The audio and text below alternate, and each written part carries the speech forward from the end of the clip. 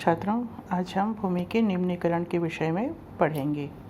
निम्नीकरण, जैसे कि नाम से हमें पता है, निम्न होना, उसका नीचे गिर जाना। तो भूमि का निम्नीकरण क्या हुआ? भूमि की उर्वरता का कम हो जाना। हमें भूमि अपने पूर्वजों से विरासत में मिली और इसे हमें सही हालत में आने वाली पीढ़ी को सौंपना है। मानव अपने क्रियाकलापों के माध्यम से भूमि को संवर्धित कर सकता है या उसे क्षति पहुंचा सकता है। आप देखिए, आपने पूर्वजों से, अपने जो पहले हैं, उनसे हमें भूमि कैसी मिली थी? कृषि योग्य और योग्य भूमि मिली थी। अब ये है कि हम अपनी आगामी पीढ़ी, जो आने वाली पीढ़ी है, जो हमारे बाद आने वाली पीढ़ी है, उसे हम कैसे सौंपते हैं, उन्हें कैसी भूमि देते हैं। तो यहाँ पर दो चीज़ें हैं कि मनुष्य अपने कार्यों के द्वारा, क्रियाकलाप अर्थात कार्यों के द्वारा, या तो भूमि को संवर्धित कर सकता है, उसकी उर्वरता को बढ़ा सकता है, उसे बहुत अधिक कृषि योग्य बना सकता है, या फिर उसे क्षति पहुंचा सकता है, या उसे क्षति पहुंचा देना, उसे नष्ट करना। ये दोनों ही मनुष्य के हाथ में होती हैं कि या तो वो भूमि को इस कदर से इतना अच्छे तरीके से रखे कि उसे और अधिक उपयोग बढ़ाए, उसे और अधिक हम कृषि कर सकें, उसका और उपयोग तरीके से कर सकें ताकि विकास की धारा के साथ जुड़ सकें, या फिर उसे नुकसान पहुंचा दें। अब सवाल ये होता है कि किसी भूमि की गुणवत्ता को हम किस तरह आंक सकते हैं। हम गुणवत्ता, कोई भी भूमि अच्छी है या बुरी है, ये कैसे पता लगेगा? कैसे हम सोचेंगे कि ये भूमि निम्न नहीं है, ये भूमि अच्छी है? तो उसके दो तरीके हमारे पास ये होते हैं कि सबसे पहली बात, भूमि किस हद तक जीव जंतुओं को पनपने में मदद करती है। आपने देखे होंगे कि केंचुए जो होते हैं वो ज़मीन के अंदर पनपते हैं। बहुत सारे जीव जंतु जो होते हैं वो ज़मीन के अंदर से पनपते हैं। केंचुआ वैसे भी भूमि को उर्वरक बनाता है। केंचुए की खाद डाली जाती है, आपने सुना होगा। तो किसी भूमि पर किस हद तक जीव जंतु पनपते हैं? यदि वो भूमि उपजाऊ होगी, उसमें जीव जंतुओं के खाने लायक भोजन होगा, तो ही जीव जंतु उसमें पनपेंगे। अर्थात जिस भूमि पर जीव जंतु अधिक पनपते हैं वो भूमि अच्छी हुई। और या फिर कितने टिकाऊपन के साथ मदद कर सकती है, उससे उसकी गुणवत्ता का आंकलन कर सकते हैं। मतलब कोई चीज़, वहाँ पर कोई भी जीव कितना पनप सकता है और कितना टिकाऊपन के साथ, मतलब कितने समय तक उसमें जीवित रह सकता है। क्योंकि जो जीव भूमि के अंदर पैदा हुए हैं वो भूमि की उर्वरता से ही भोजन प्राप्त करके जीते हैं। यदि वो लंबे समय तक जिए, इसका मतलब क्या हुआ? हमारी भूमि उर्वरक से भरपूर्ण है, हाल हमारी भूमि निम्नीकरण नहीं हुई है। वह क्षमता, अब आप ये चीज़ समझिए कि निम्नीकरण किसे कहेंगे। यह क्षमता धरती के अलग अलग जगहों पर अलग अलग होती है। अब सवाल ये होता है, हमने कहा कि किसी भूमि को हम उर्वरक तब मानेंगे जब उसके अंदर जीवों के पनपाने की क्षमता होगी। क्या सभी जगह एक ही जैसी भूमि मिलेगी? क्या मरुस्थल में हमें रेत मिलता है, सदाबहार वन में जंगल होते हैं? हम यह कल्पना कर सकते हैं क्या कि मरुस्थल में वन होंगे? ये कल्पना हम नहीं कर सकते। सदाबहार वन में जितने पौधे, सदाबहार नाम से ही है, हमेशा जहाँ पर हरा भरा जंगल होता हो वो क्या कहलाते हैं? सदाबहार वन। जिनकी पत्तियाँ झड़ती भी हैं और तुरंत साथ में निकलती भी जाती हैं, ये कहलाते हैं सदाबहार वन। तो मरुस्थल में तो होंगे नहीं। तो सदाबहार वन की जगह की जो भूमि है और जो मरुस्थल की भूमि है, दोनों में फ़र्क है। भूमि की यह क्षमता एक जैसी नहीं होगी, लेकिन जब किसी क्षेत्र की भूमि की क्षमता पहले से कम होने लगती है तो हम उसे भूमि का निम्नीकरण कहते हैं। अर्थात पृथ्वी के सभी स्थानों पर एक जैसी भूमि तो नहीं होगी, लेकिन जो भी और जितनी भी उसकी क्षमता है, यदि वो धीरे धीरे कम होने लगे, तो हम ये कह सकते हैं कि वह भूमि क्या हो रही है? निम्न हो रही है। उस भूमि की उर्वरता क्या हो रही है? कम होती जा रही है। जैसे मान लीजिए, अब सवाल ये होता है कि भूमि का निम्नीकरण किसे कहते हैं? आपको समझ में आ रहा है भूमि का निम्नीकरण किसे कहेंगे? ऐसी भूमि की वह क्षमता जो कि किसी क्षेत्र विशेष की भूमि की वह क्षमता जो पहले से कम होने लगती है।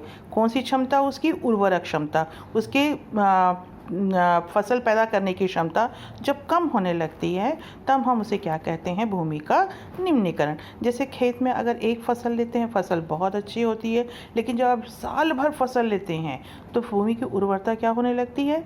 कम होने लगती है। उस स्थान पर जहाँ बहुत अधिक फसल होती थी कम होने लगती है, तब हम कहते हैं भूमि का निम्नीकरण। अब हमारे पास ये होता है कि ऐसी क्या वजह हैं, ऐसी क्या कारण हैं जिसकी वजह से भूमि निम्न होती है या भूमि की उर्वरता कम होती है या भूमि का स्तर जो है वह नीचे गिरने लगता है। आइए इसको बहुत अच्छे तरीके से हम समझते हैं। तो अब देखेंगे हम भूमि का निम्नीकरण। भूमि के निम्नीकरण के लिए आपको देखना ये है कि किसी क्षेत्र की भूमि की क्षमता जब पहले से कम होने लगती है तब उसे हम भूमि का निम्नीकरण कहते हैं। छत्तीसगढ़ की आपको बता दूं, जितनी छत्तीसगढ़ की भूमि है, इस छत्तीसगढ़ की भूमि का 35% हिस्सा जो है वो निम्न श्रेणी का हो गया है। मतलब हमारे यहाँ कृषि योग्य भूमि है। छत्तीसगढ़ को धान का कटोरा कहते हैं, बहुत अधिक कृषि होती है, लेकिन आज की तारीख में 35% भूमि हमारी क्या हो चुकी है, निम्न हुई। तो देखते हैं निम्नीकरण के हमारे कारण क्या हैं, ऐसी क्या वजहें हैं जिसके वजह से भूमि निम्न हुई। पहला कारण आपका होता है प्राकृतिक कारण। जैसा कि नाम से स्पष्ट है, आपने देखा होगा जब बाढ़ आती है, पानी का स्तर ऊंचा होता है, तो बाढ़ के कारण क्या होता है, रेत के कण पानी में बह के आते हैं, और जब बाढ़ उतरती है तो पानी तो चला जाता है, लेकिन उसके साथ आया हुआ रेत कहाँ पर जम जाता है, खेतों में जम जाता है। अब जो खेतों में रेत जमी हुई है, क्या वहाँ फसल हो पाएगा, मुश्किल होता है। और जब वहाँ मुश्किल होगा तो भूमि का क्या हो गया, निम्नीकरण हो गया। देखिए, जब बाढ़ आदि के कारण उपजाऊ भूमि पर रेत की परत बिछ जाए और वह भूमि चराई या कृषि के लायक ना रहे। चराई के लायक नहीं रहना मतलब जहाँ पर हम जानवरों को ना चरा सकें। भाई जब घास ही नहीं उगेगा, कृषि होना तो दूर की बात है, हम धान नहीं उगा रहे हैं, हम गेहूँ नहीं उगा रहे हैं, हम दाल नहीं उगा रहे, कम से कम घास तो हो। लेकिन जब रेत की परत बिछ जाए और वहाँ घास भी ना उगे, मतलब जानवरों के चरने के लायक भी जगह नहीं हो, तो वो क्या होगा, भूमि का निम्नीकरण।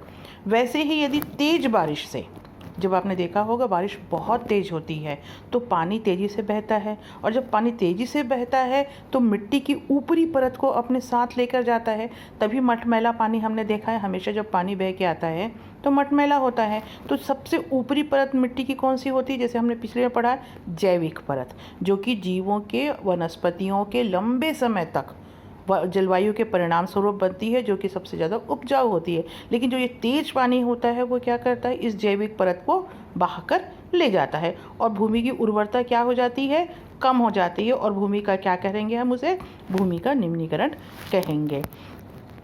चारा नहीं मिलेगा, पौधा नहीं पनपेंगे, घास और फसल भी नहीं होगी। जब इस प्रकार की भूमि हो जाती है प्राकृतिक कारणों से, तो वहाँ पर चारागाह नहीं पन पाएंगे, मतलब जानवरों के चारे के प्रबंध नहीं हो पाते हैं, हमें भोजन पौधे नहीं पनप पाते हैं, किसी भी तरीके के, ना तो जंगल, ना तो पेड़ पौधे, ना और ना ही घास या फसल नहीं हो पाती। तब वो कौन सा कारण हुआ, प्राकृतिक कारण। किस चीज़ का प्राकृतिक कारण, भूमि के निम्नीकरण के, भूमि की उर्वरता के कम होने का पहला कारण क्या हुआ, प्राकृतिक कारण। आइए हम इसके दूसरे कारण देखते हैं। दूसरे कारण है मानवीय कारण। मानवीय कारण मतलब मनुष्य के द्वारा पैदा किए गए कारण। ऐसे क्या होते हैं, अब देखिए, सूखे और ढलुआ प्रदेशों में हल चलाकर, सूखे किसको, ऐसी ज़मीन जहाँ की मिट्टी पानी का कम शोषण करती है, जो भुरभुरी होती है, सूखे होती है, अगर आप उसमें हल चलाएंगे तो क्या होगा, धूल उड़ेगी। और ढलुआ थे, जहाँ पर ढाल है, जहाँ पर ज़मीन एक समान स्तर पर मैदान के रूप में ना होकर अगर क्रमशः नीचे होती गई है, अगर वो ढलुआ हो गई है, तब वहाँ पर खेती करने के लिए क्या करेगा, वो हल चलाएगा, और जब हल चलाएगा तो बारीक मिट्टी हवा में उड़ जाती है और निम्नीकरण होता है। मतलब जो बारीक मिट्टी हवा की जो जैविक है वो क्या होगी, हवा में उड़ जाएगी।